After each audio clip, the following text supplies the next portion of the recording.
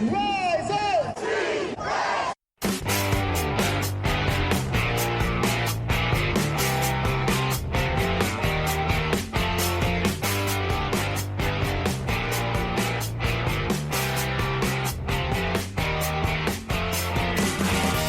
This is the Rise Up See Red podcast, all about the Arizona Cardinals and the NFL, featuring insider and outsider perspectives. Enjoy the best hour of Cardinals talk on the web.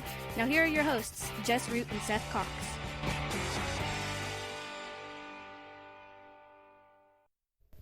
Hello, Arizona Cardinals fans, and welcome to the latest edition of the Rise Up See Red podcast. This is your host, Jess Root, from CardsWire.com, the USA Today NFL Wire site, covering, of course, your Arizona Cardinals. And my co-host is Seth Cox from AvengeOfTheBirds.com, the Arizona Cardinals site from SB Nation.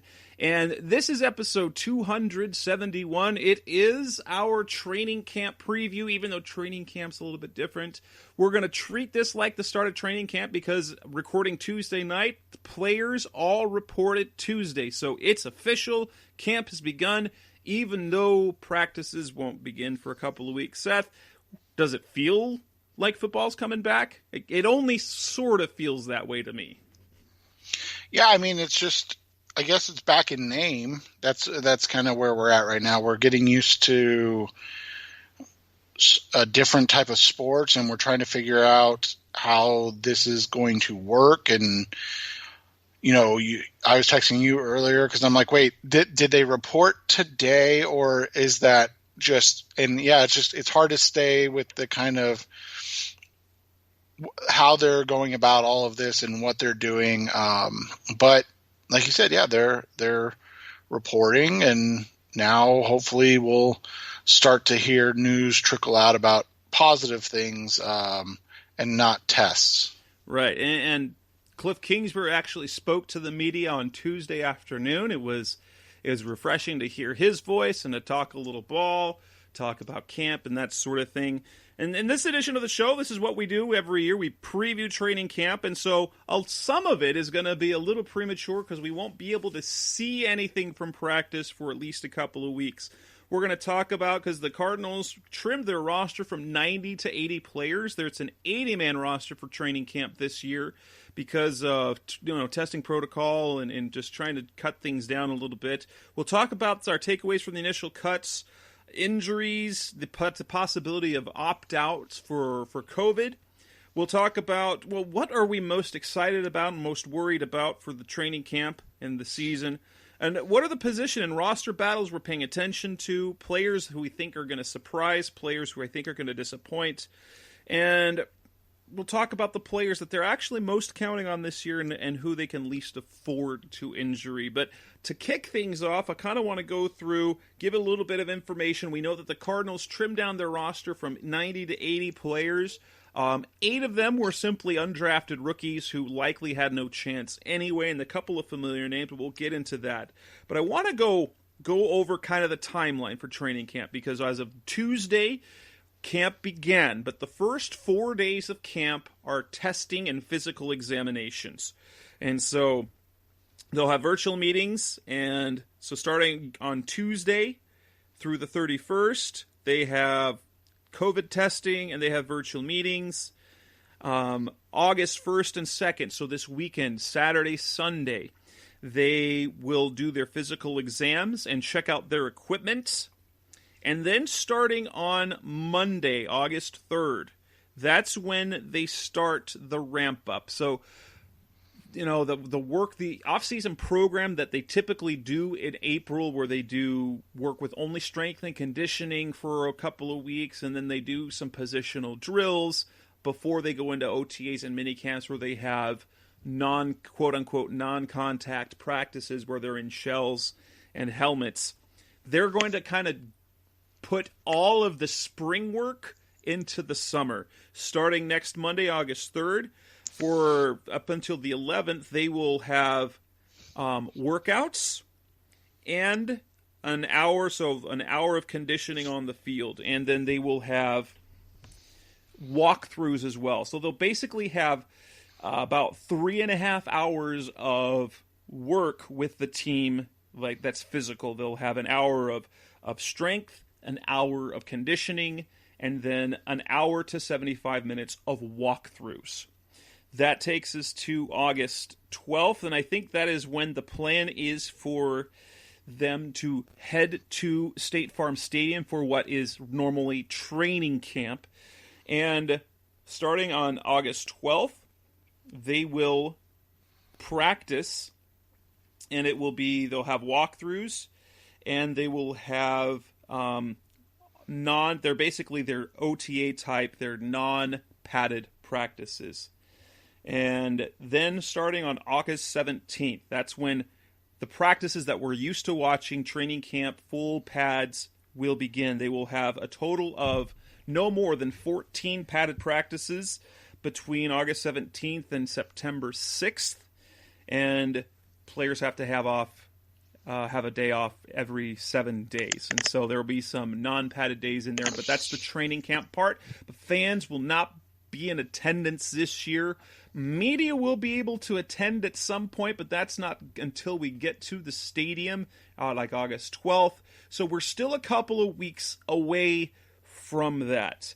So before we actually see position battles or we see roster battles, and not secretly, I hope the Cardinals choose to do something that a few NFL teams do, in that when they get to their what would normally be open practices to the fans, that they would offer some sort of live streaming of practices. I know the Lions are doing that, and I know there's a couple other teams the Browns, I think, just announced that they're going to do it. So there's a couple of teams that are already on board. Considering the Cardinals are traditionally a fan-open training camp, I can see how that would probably be the case for at least some of the practices coming up. And so let's get started with our first topic of the show then, and this is what we're going to talk about, the initial takeaways from cuts, injury news, and talk about some of the possibilities of opting out because of COVID. Now, were you surprised by any of the cuts that they made or that they announced on Sunday? No, I think we expected the Drew Anderson cut, quarterback Drew Anderson, because they signed Chris Streveler and basically said they're planning on using him similar to Taysom Hill, which is emergency quarterback and kind of gadget player. So I doubt, or I'm not shocked to see him go, but we talked about this last week. It was going to be tough for him to make the roster with no preseason, because now all of a sudden they didn't need a guy out there in the first quarter or I guess the third quarter of game 1 and the second half of preseason game 4. So not that he didn't have a spot, but he basically served no purpose in this environment of the offseason. And then Vontarius Dora is interesting just because of what the depth at the edge rusher position looks like. But again, you're talking about a guy that is really a preseason he's a get sacks against third string tackles.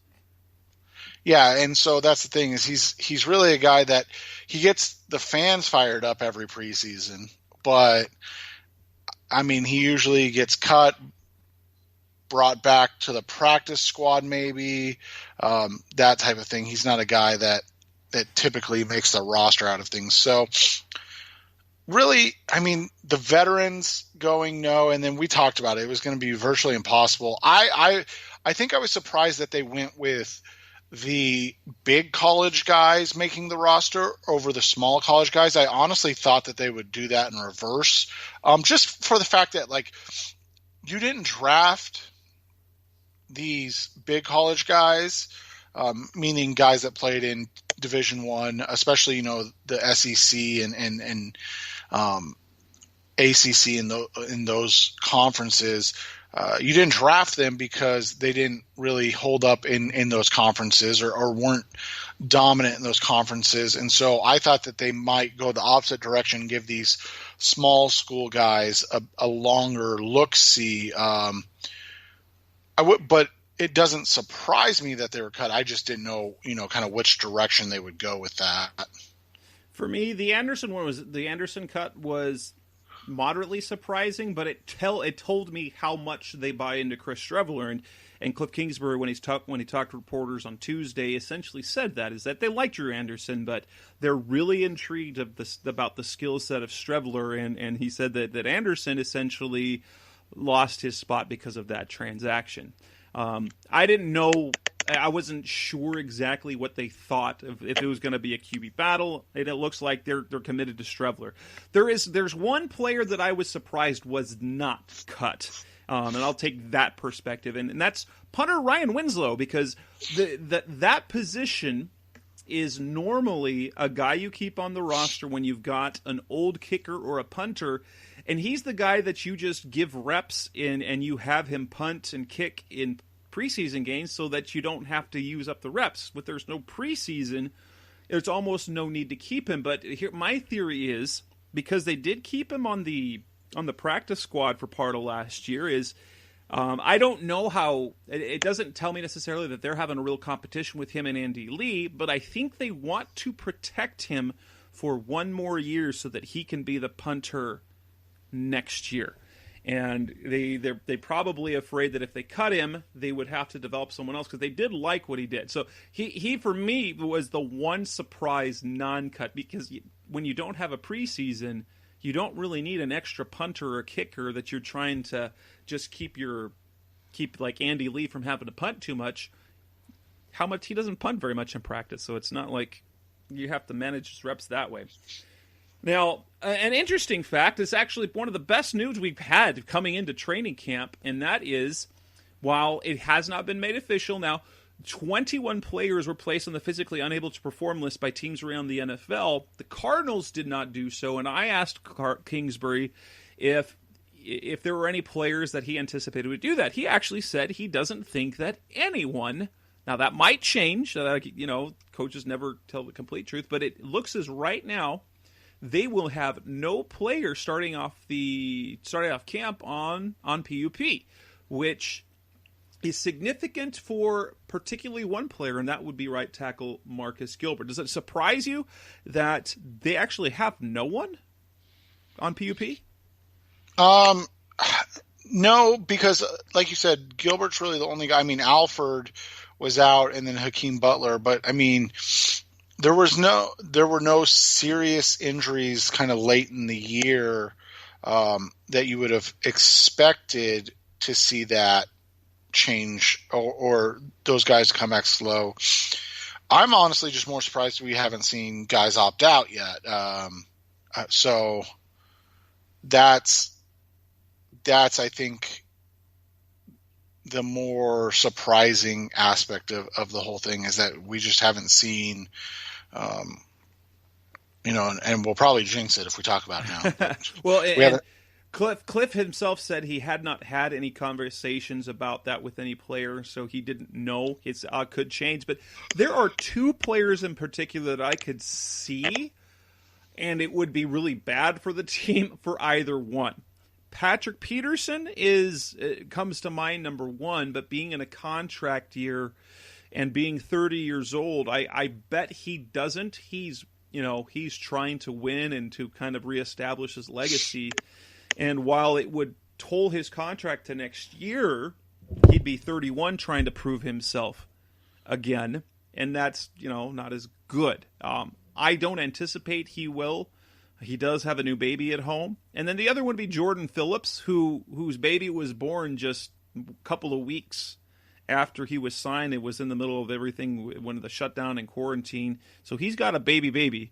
But that would be, and you don't want to say, you definitely can't fault the players for doing what they think is best for their family in a situation like this.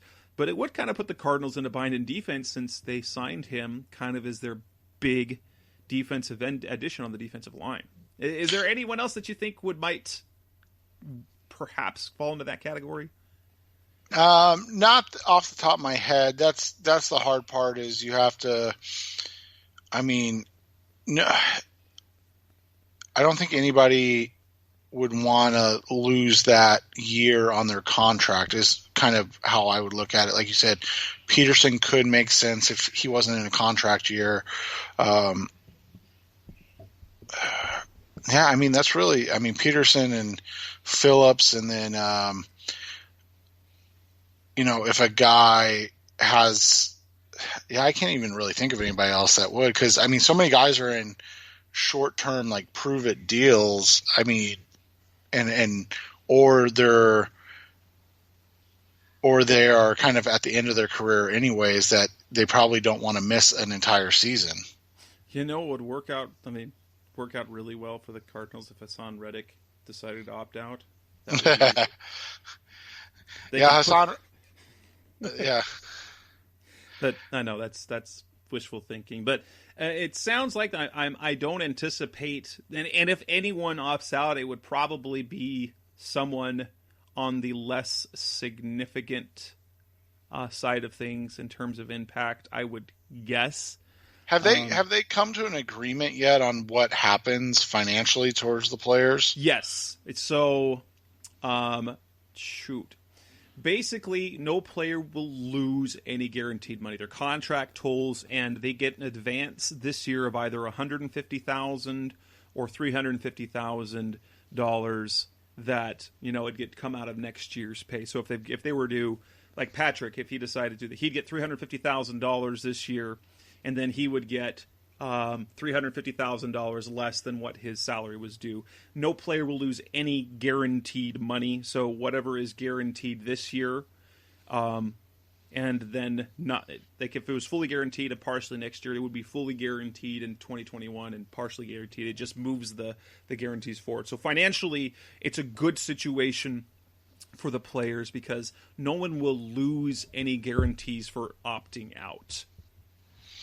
Yeah, and so, I mean, that's a big thing, but the toll of the contract, I think that's something that you have to factor in for a lot of players. I mean, if you're a guy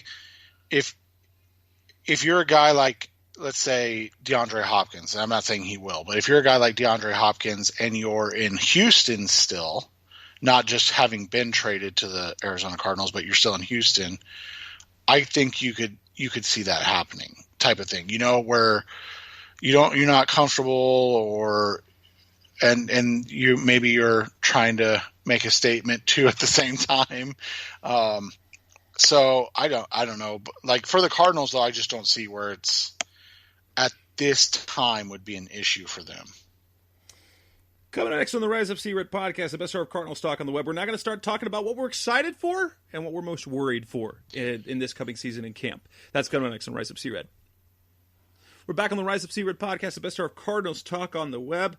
Excited and worried. Excited and worried. What are you most excited about for training camp / this season? I mean, I think the most exciting thing will be when we get to see this new kind of offense.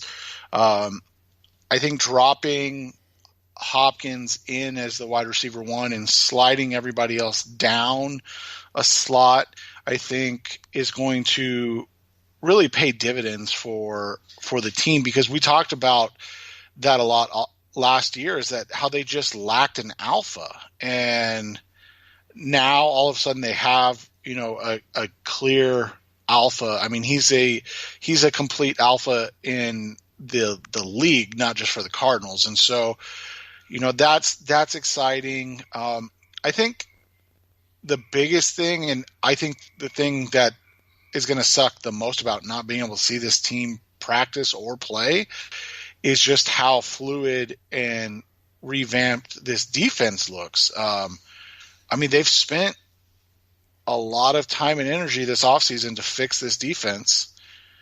So you would like to see how it's looking for yourself. I mean, even if, like you said, unless they stream, even with writers and stuff there, I wouldn't say we have the harshest of media in Arizona. So I'm not saying that they would go lightly on them, but they tend not to look at things through the scope of maybe they need to work on this or that, and they tend to look at it as, hey, they're integrating a bunch of new players.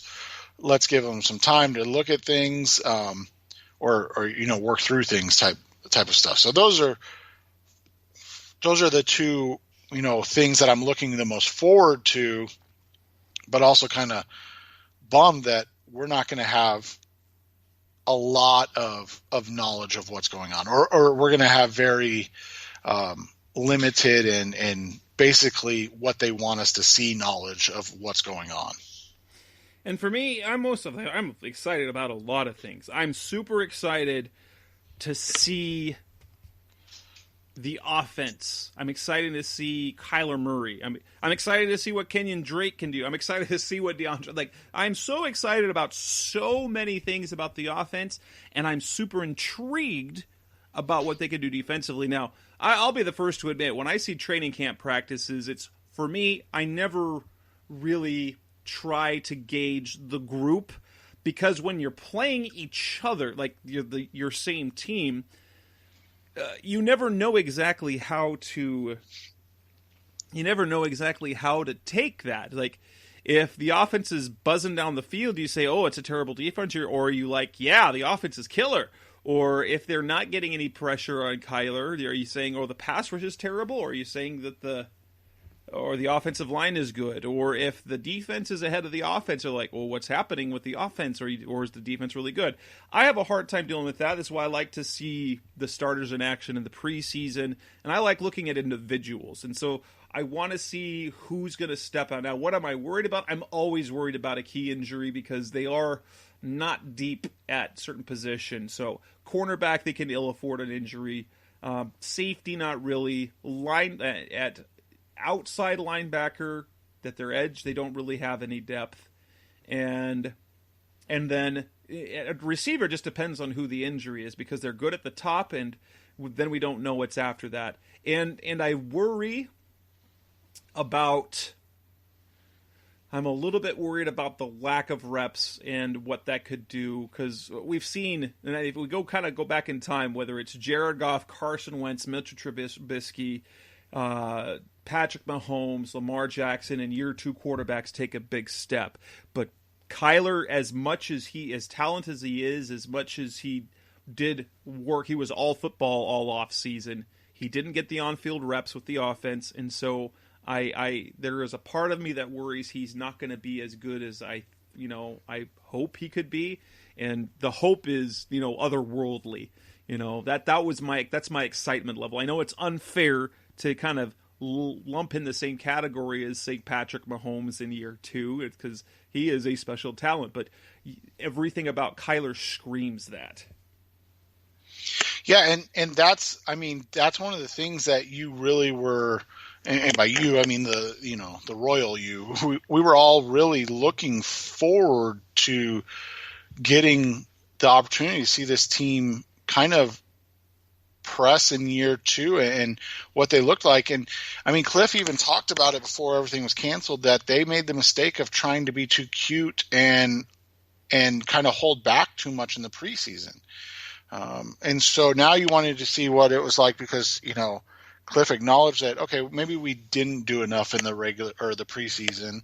We didn't get prepped enough. And so now you have the chance to undo that, and, it all gets unfortunately taken away. And the hard part is, with practice, and like you said, it's hard when they're going against each other. It's a tough thing to gauge, but at the same time, when you look at the reps, you would expect the offense just to be further along than the defense. And I don't think anybody here is especially worried about the offense sans injury to anybody.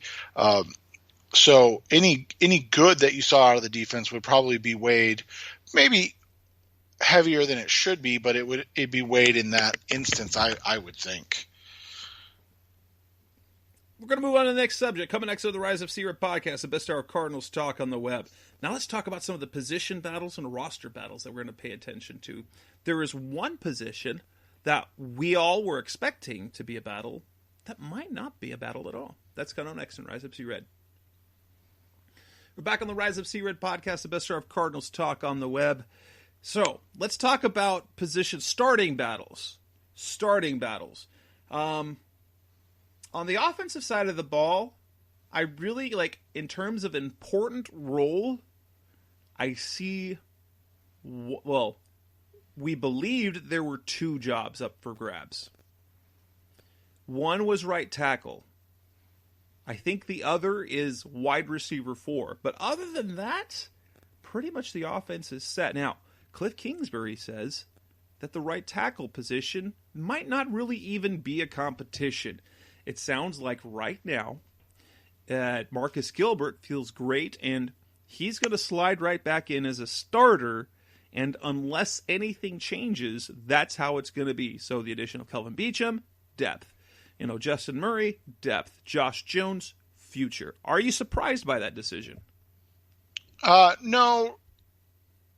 I mean, as much as we enjoyed the Justin Murray story last year, he was still, in terms of league average, awful.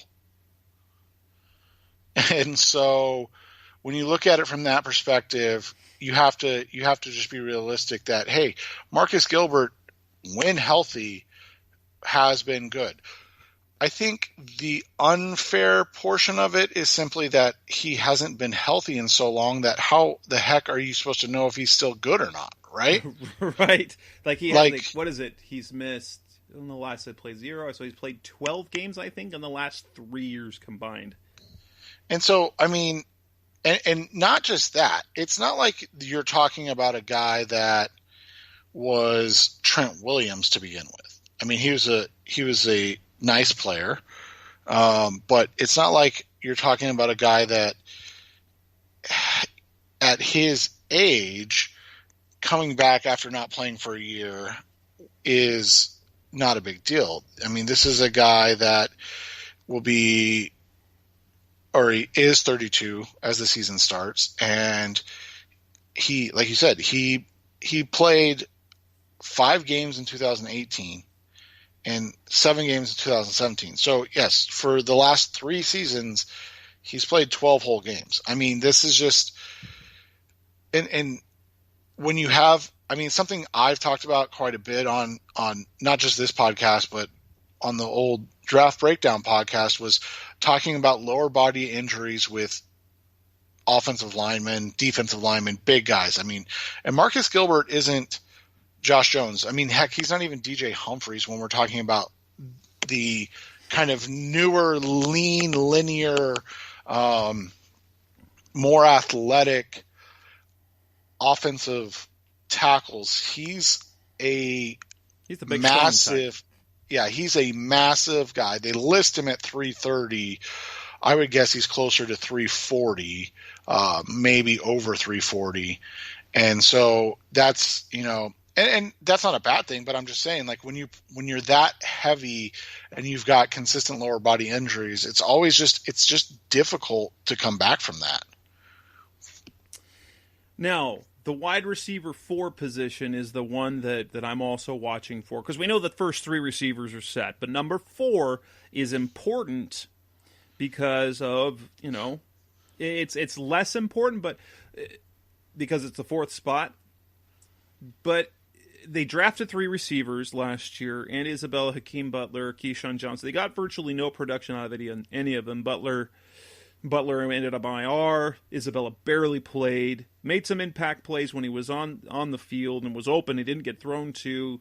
And Johnson, he's a guy I actually have on the bubble this year, depending on how many receivers they keep, because while he did some things nice early, I have a hard time overlooking how his season ended, and that was the last time he touched the ball was a fumble in that loss in San Francisco where they lost the game late. And then he wasn't active again after that. That's the last time he touched the ball, and he was not active the rest of the season. For me, as much as Hakeem Butler, I think it really comes down to, can Andy Isabella do that? My eyes are on Andy Isabella. He's really, being that second-round pick, that speed guy, he's really got to be he's got to be the fourth receiver to step up, in my opinion. Yeah, and I think you want to see Isabella or Hakeem Butler take that next step. You know, it's not something that we'll talk about tonight, really, but with the new salary floor type of thing, and the knowledge that, okay, if things go the way everybody's really expecting on this season in terms of lack of fan attendance, so sales are down, concessions are down, parking, I mean, all that revenue factor down. And so they set the salary floor at 175. Now all of a sudden the Larry Fitzgerald contract comes into question more, right? Like, you know, if he wants to come back, it's going to be 11 million. And so the hard part has always been that there's just been nobody else anyway. So not only is it Larry, you have this, this legend, but then you also have the fact that you were hoping Michael Floyd and John Brown were going to take over, and then they just never did.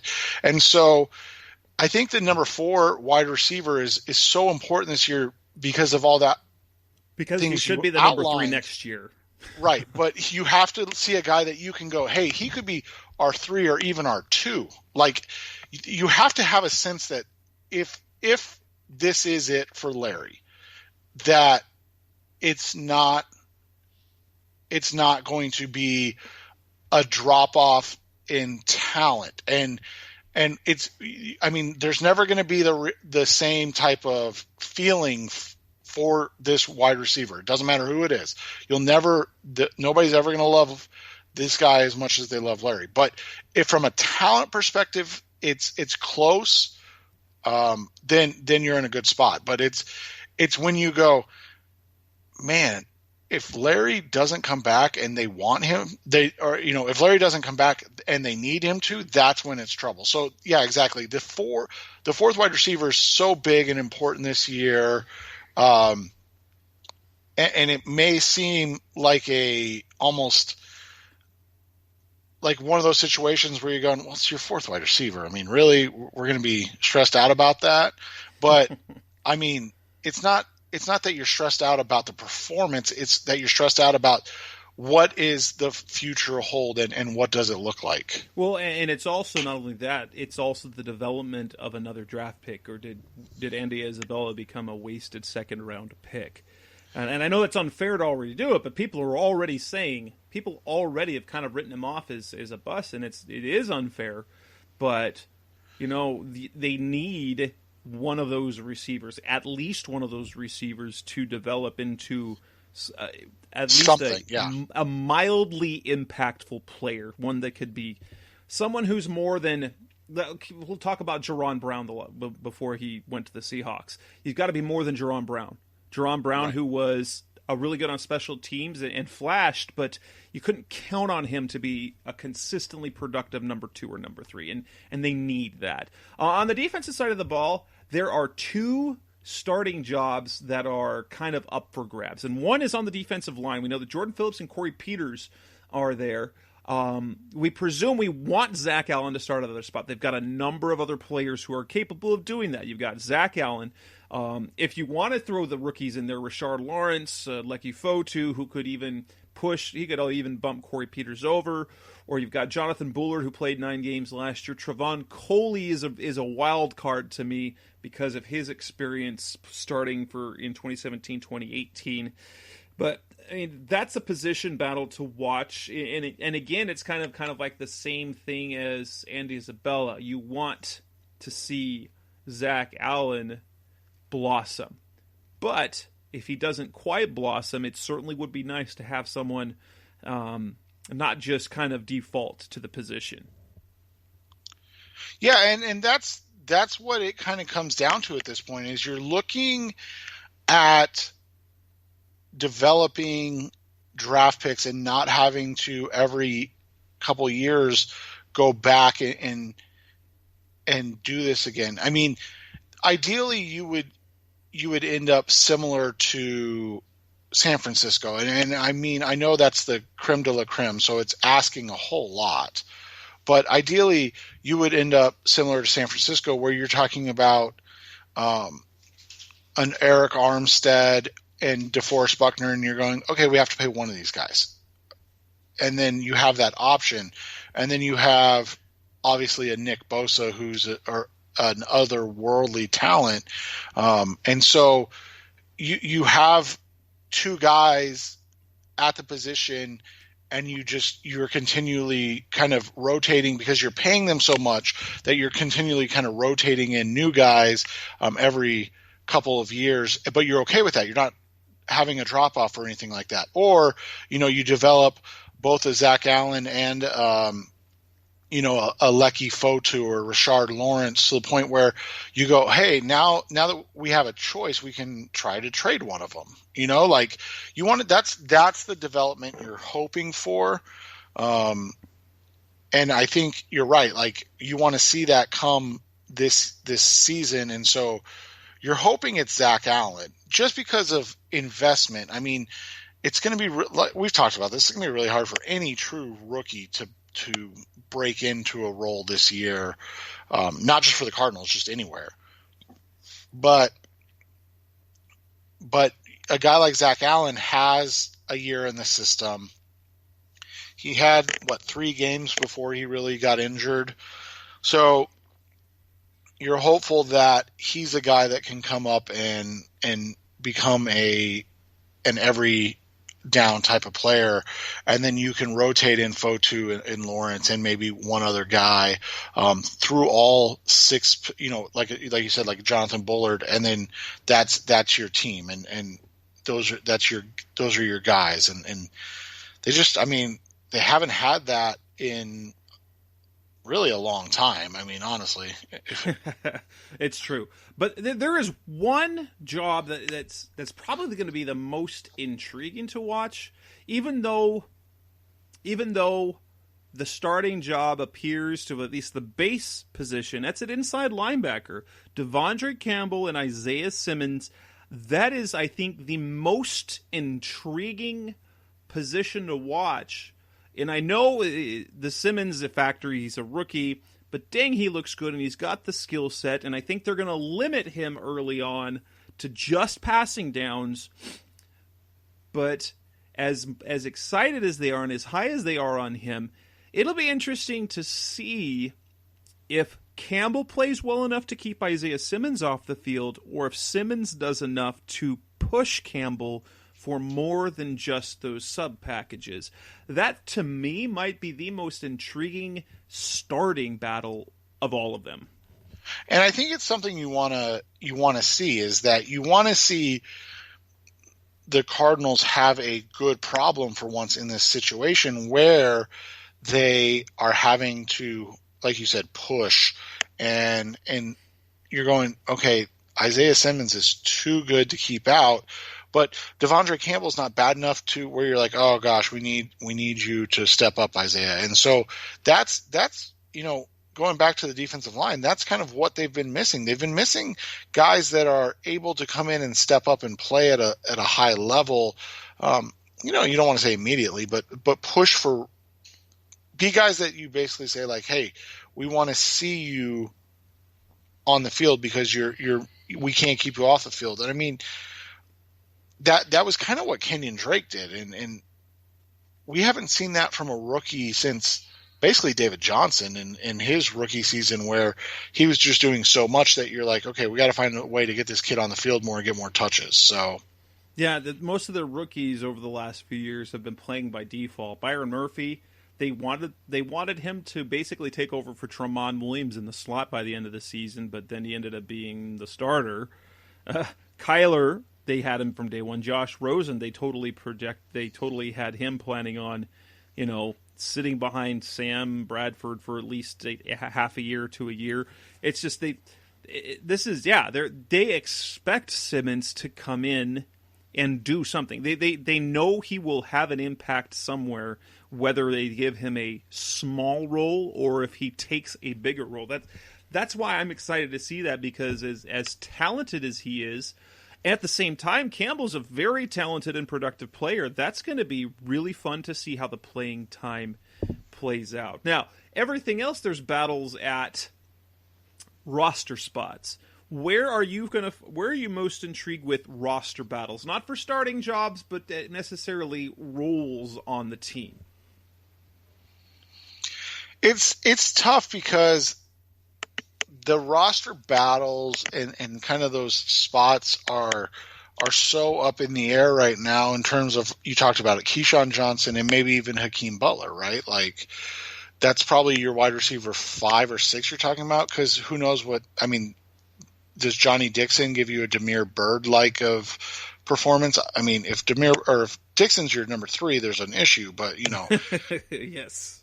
But similar to that, like, I think you want to see both Isabella and Butler, even over Johnson, making that push.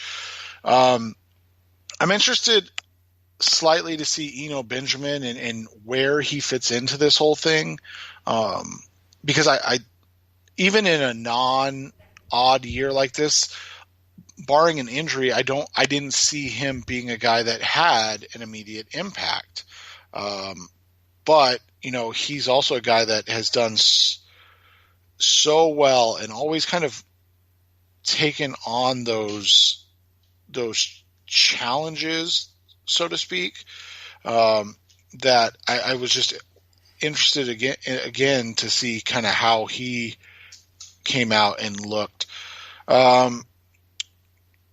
Who else? I think the safety position's interesting because we have, Budda Baker and Jalen Thompson, but what happens with Deontay Thompson? And then who do they, they've got two, like there's Chris Banjo and Charles Washington, both of whom have really kind of made their money on special teams, although Banjo has some good tape on defense, while Washington is basically only special teams. Yeah, and then my next question about that was going to be, could this potentially be a spot where they use Isaiah Simmons as well? And so I think all of those things, make this interesting. But like you said, it feels like the roster battles themselves are few and far between in terms of guys that'll be sort of impact guys. We talked about it just a second ago. I am interested to see who that first defensive lineman off the bench is, because I do think that's going to be an important role. So is it Lecky Fotu? Is it Rashard Lawrence? Like, who's the guy that kind of steps up into that role?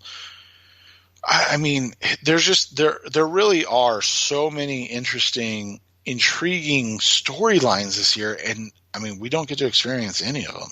Right. What's kind of interesting is that, and I wrote on Tuesday afternoon, bubble players and players that seem to be that are going to have a really hard time making the roster.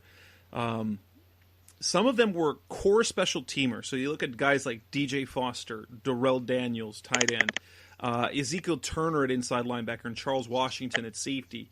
Trent Sherfield might even be one of those guys to some extent, because their bread and butter really is special teams, but they've got guys who might be able to, like, it takes Ezekiel Turner. He was a stud as a rookie in 2018. Last year, he wasn't as productive and was banged up for much of the year, and Dennis Gardeck got kind of the publicity. He was a Pro Bowl alternate, and Vance Joseph loves him. But then they go and draft Evan Weaver in addition to signing Campbell and drafting Isaiah Simmons, which leaves them. So you've got Jordan Hicks, Simmons, Devondre Campbell. That's 3 who are going to play. Then you've got Dennis Gardeck and Evan Weaver. Are they going to keep 6 inside linebackers? And it feels like Weaver is going to be an impact special teams player right away, just the type of mentality that he has. So a guy like Zeke Turner is going to find himself bumped. Keyshawn Johnson or Trent Sherfield? Is Sherfield's play on special team going to be enough for them to decide to keep 7 receivers maybe? DJ Foster seems to be kind of the outlier because they liked what he offers on special teams, but Cliff Kingsbury wants 3 backs that he can trust on offense, even though Eno Benjamin, I don't think he's going to get much run offensively. He's the guy, if he can play special teams, and I'm pretty sure that he will be able to do what DJ does on special teams, that Foster then becomes expendable because Eno has upside on offense. And it's really interesting that the very back end of the roster, the offensive line depth that they have now, a guy that Joshua Miles, they drafted late last year that they like, but when you bring back Justin Murray and you sign Kelvin Beachum, it feels like he's getting bumped off the roster, and the same with the defensive line. It feels like to me when they drafted Rashard Lawrence, they were saying, hey, bye Michael Dogby, and their undrafted nose tackle Miles Brown last year, when they drafted Lecky Foto, it said, hey, we've upgraded there too. So those guys who were on the roster last year kind of feel like that they don't have a place. Yeah, and that's also goes back to something you and I've talked about off the air of, you can like draft picks and players and they just don't work out. And I think when you have a team that's only won 8 games the last 2 seasons, and you look at it from that perspective and go, okay, we get and understand the need to grow as an organization and as a team. However, do we really want to just hang on because, oh, hey, we drafted this guy in the 7th round, or hey, we really liked, Miles in training camp and some of the stuff he did in the preseason. It's like, well, those guys weren't good enough to make an impact on a 5-win team.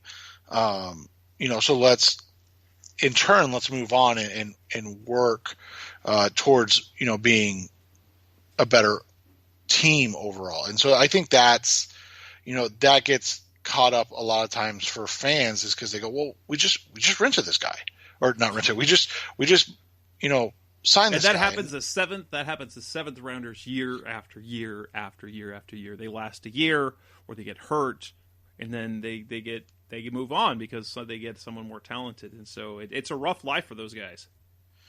It is, and it's rough on fans too, because you always want to go, oh no, this is the guy. Don't worry. I mean, he's going to be the guy that, surprises everybody. And then, so you buy into it, and then it doesn't work out, and you go, all right, no, this one's the guy.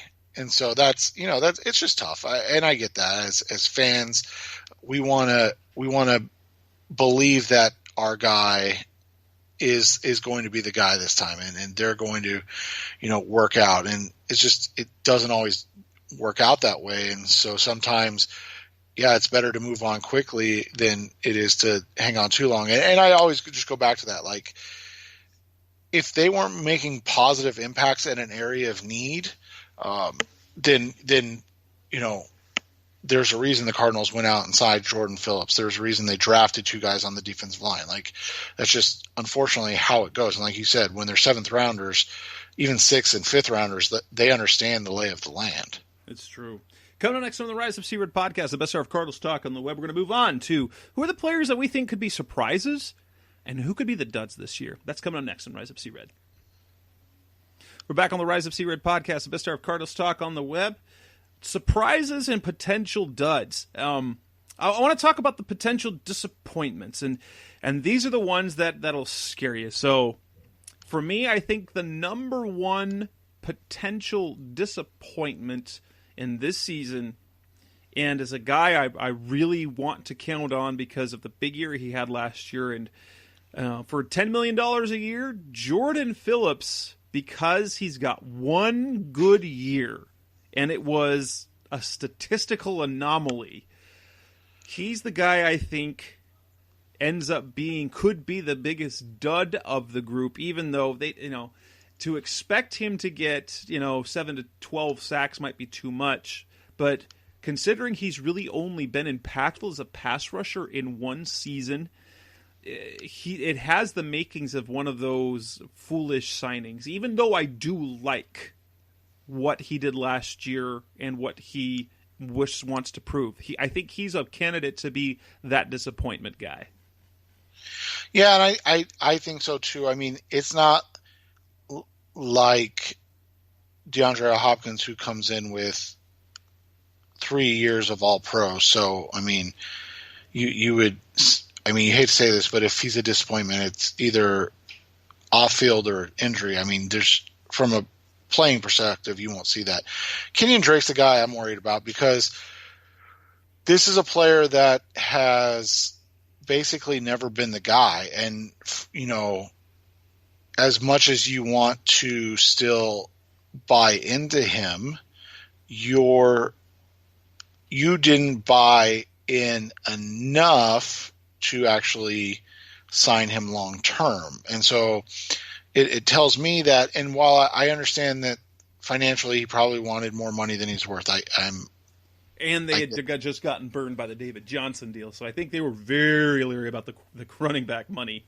Right, and so that's kind of my point, is like, you're already telling us where you're at. Like, hey, we want to see it again. It's not that they don't trust him, but exactly, they've already been burned once. They want to see it again, type of thing. I think that's the right way to go about it. You just, you know, it's surprising to see that and see his expectations, which, I mean, I know Cardinals fans don't necessarily care about this, but from a fantasy perspective, you're hearing him mentioned as a late first, you know, and definitely a second round running back or player in fantasy drafts, which is just, it's crazy to think about that way.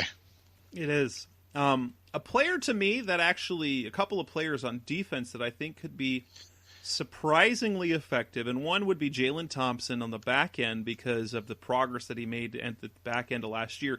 The fact that they did not, other than re-sign Chris Banjo, they made zero attempt to sign a starting caliber safety. That tells you everything you need to know about the type of trust or the belief they have in Jalen Thompson, and maybe in part that's also because of Deontay Thompson as well. But I think the guy that's going to be sneaky productive, and that's considering he's had 7 sacks each of the last 2 years, so that'd be Devon Kennard. I'm really, some aren't as high as him as I am. I really like the match because he's been playing a 4-3 off the ball outside linebacker. It's not a true pass rusher. This is a guy who is built to play off the edge. He's made to be a 3-4 outside backer, and I think he'll be really impactful. I'm not saying he's going to have 15 sacks, but I think he will be the sort of impact pass rusher on the other side that we haven't had since Marcus Golden, because he's not a number one. He's not the sack artist, but he's technically sound. He plays with really high motor. Everyone who's ever played with him loves him, and he's very talented as well. So I think he will be a double-digit sack guy, if not really close, and I think he will be a surprisingly nice addition to that defense. Yeah, and I agree with that. I also think that I'm slightly bullish on Mason Cole and his opportunity to kind of show that he's the guy. You know, he struggled in his first year, but he was also, you know, he wasn't a great center coming out. He was in a horrid offensive scheme surrounded by terrible talent, and you know, it showed. It's almost like he needed the year to sit and kind of relearn how to do it and learn from a guy like A.Q. Shipley that, you know, from a talent perspective, was just never really that good. He got every ounce of talent out of him for the 10-year career he had. Yeah, and so, you know, when you look at that, that's I think he could have a sneaky, nice type of season. Dan Arnold is a name that fans are really excited about. I am really leery about setting high expectations on a tight end who's not even the number one tight end. Now, we've talked about him on the show before. He has some flashy skills, but I don't think he's going to go for 50, 60, 70 catches, especially since the Cardinals and Cliff Kingsbury like to run their 3 and 4 wide sets, and Max Williams is really kind of the perfect tooled player for everything that they do. That said, if your expectations for Dan Arnold are 25 catches and 6 touchdowns, well, then that's a sneaky good performance. It's not gonna jump off the stat sheet for anyone, but if he can do that, I will be more than pleased. I just don't expect anything more than that. If he gets more than 25 catches, I'm honestly going to be pretty surprised. Yeah, and I think you don't want to say it's unfair, but we kind of talked about this last week. I mean, I just don't know where the catches come from.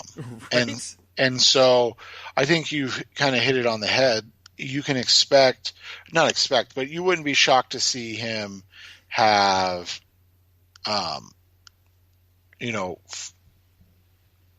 6, maybe even 8 touchdowns, but you would be shocked to see him have more than 40 receptions. Right. I mean, I might be shocked to see him have 40 receptions. Same. I would be. I mean, considering what was it? They got less than 40 combined receptions between 4 tight ends on their roster a year ago. And people will say, well, he's going to be better, and maybe he will. But again, you added DeAndre Hopkins. Those receptions are going to come from somewhere. So even if you give Kyler more passing yards and passing attempts, it doesn't mean that you're going to automatically just be like, oh yeah, that's fine right there. To expect Dan Arnold to put up numbers when you have to get Hopkins involved, and that's going to be kind of the first idea. Coming up next on the Rise Up See Red podcast, the best hour of Cardinals talk on the web, and to wrap up the show, we're going to talk about the players they are counting on most and the ones they can least afford. So crossing our fingers that there aren't injuries to these players. That's coming up next on Rise Up See Red. We're back on the final segment of Rise Up See Red, the best hour of Cardinals talk on the web. Let's talk about the players that they are kind of counting on the most and the ones they can ill afford to lose. And you can almost on the defense, there's a couple of spots. Like one, you look at the back end, they can really ill afford to lose any of their starters at any. I think the one player you can afford to lose the most might be Jalen Thompson, and that's only because you don't know what he's going to be. But you lose Buddha, you lose Patrick, you lose Alford, you lose Murphy. You're kind of in a world of hurt. They are counting on all of those guys being healthy and being productive all year. Who else stands out to you as kind of the guys that they're counting on? I mean, I think you hit on it with your Leary, and that's Jordan Phillips. I just think the amount of money that they spent, and then the just glaring need that they have at that position, they just can ill afford him to not, one, be there, but two, not play up to what his contract is. And on the same note, I think Kennard is in that same boat because of do we really want to count on Hassan Reddick as being the more than, Cassius Marsh than a year ago? If you're putting Hassan back in a starting role, you're kind of saying that your defense is going to be rough. And so defensively, they added a lot of talent, but at edge and at the defensive backfield, there isn't much depth at all. Yeah, and that's what makes it difficult on defense at all. I mean, outside of one of the starting linebacker positions, you don't feel like you have much to work with in terms of talented depth, and so that's kind of where you end up hoping and just kind of praying that these guys stay healthy, because how can they possibly function if one of their top, say six defense, and we're not even talking about. I mean, we haven't even said names like Chandler Jones on this. I mean, I think that goes without. Well, like saying. that's what we're saying at outside linebacker. Even if you lose Devon Kennard, you're in a world of hurt. Yeah, and so that's kind of where they're at right now, and so you look at it, they're building the initial talent. And I think you and I would agree that they've done a nice job of that, but they still lack depth, and that's kind of what disseminates a team on the rise or even a good team from a contending team is that, think about the 49ers last year losing, Joe Staley and Mike McGlinchey. Think about the Seahawks, for a time losing basically every running back on their roster. And they just, they kept going. And so, obviously they didn't lose their star quarterback, but they lost important starters and they were still fine. And you flip that to Arizona and you look at it and you go, okay, well, yeah, they could probably, obviously you don't want any injuries, but they could probably afford to lose, if Marcus Gilbert goes down, you're not going to go, holy crap, season's lost, but at the same time, you would prefer not to have to push a Josh Jones into action. You would prefer to let him be able to, sit and marinate for the full year if that's what they want to do with him. Same type of thing, with the wide receivers. We talked about that we want to see one of those guys step up, but I think we don't want to be dishonest in saying that we would be comfortable if anybody went down, specifically, obviously, DeAndre Hopkins, but even a Kirk or a Fitz, you're still going to be like, oh, no, like that's not what we wanted to see, because it's just not there yet. And I think the same thing would go with Kenyon Drake. While we feel really good about the running game aspect of things, I think we've kind of, I don't want to say we're out on Chase Edmonds because I don't think that's fair, but I do think we're out on the idea of like, oh, Chase Edmonds can be the bell cow. Like, I think everybody's very comfortable with Chase Edmonds being the change of pace, second running back type of guy. But if Drake were to go down, I don't think anybody would be like, oh yeah, they're fine. They're loaded at the position. It's not a big deal. Right. And the one area that I'm surprising, I would have said before about a week and a half ago, I would have said that DJ Humphries is really kind of a linchpin on that line. The addition of Kelvin Beachum really kind of changes things.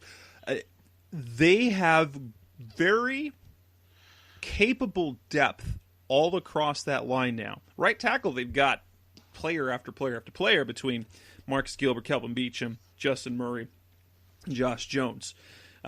If Mason Cole isn't good enough, you can probably get through a season either with Max Garcia. He's played a little more guard, but he can play center too. Or it depends on where Lamont Gilliard is in his development. At the guard position, you've got Gilliard and Max Garcia. Plenty of starting experience that Garcia's had. And now with DJ, you've got Beachum behind him, a guy who's been a starting left tackle for a long time. And you look at some metrics, he was one of the top tackles in all of football in pass blocking win rate.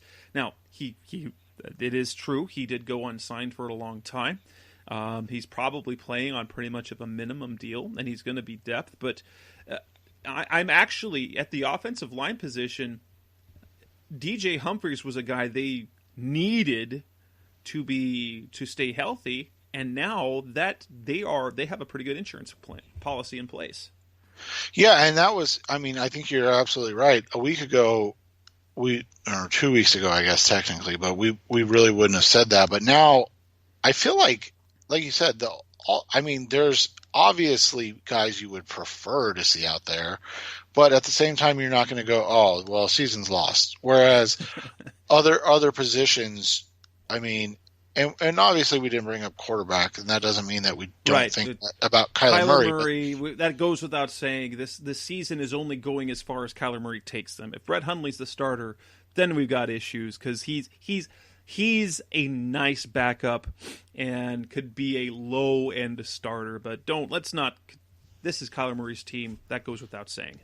Right. And I think, to be fair, outside of, like 3 teams, you can say that about literally every team in the NFL. So we're talking more along the lines of other players. And I think the fact that the offensive line is finally one of those positions where, again, ideally you wouldn't lose anybody, but if it were to happen, you're not going to go, oh, the season's lost, we're done, we're screwed. Which, I mean, that's definitely a nice change of pace. It is. And with that, we will end this edition of the Rise Up C-Red podcast, the best of Cardinals talk on the web. Now, Seth's going to have a little bit of time off, but we will have shows for you for the next 3 weeks. I think we've reached the stage of pretty much shows every week up until the bye week, provided that football continues to do what it needs to do and everyone stays safe. For the next 3 weeks, I'll be releasing my preview shows where I have interviewed the 13 teams, writers who cover the 13 teams. So over the next 3 weeks, I'll publish and I'll release one of those editions, one of those shows where we will go through an interview about one of the team's opponents. So that's got 3 weeks, and that will take us into when we actually have training camp practices, where we can start talking about roster building and impressions of practice. So Seth gets a little bit time off, but the content is still coming. We'll be back next week on the Rise Up C-Red podcast with the first of our opponent preview series. That's Seth Cox. I'm Jess Root. Thanks for listening. We'll be back next week. Go Cardinals. Thanks for listening to the latest edition of the Rise Up C-Red podcast. Listen to previous episodes and subscribe to the show on Apple Podcasts, Stitcher Radio, Audioboom, or many other podcast platforms so shows are delivered directly to your mobile device. Please give the show a 5-star rating and always support the sponsors who support the show. We'll be back soon for the best hour of Cardinals talk on the web. Rise up, Red Sea, be Red Sea Red, and of course, Rise Up Sea Red.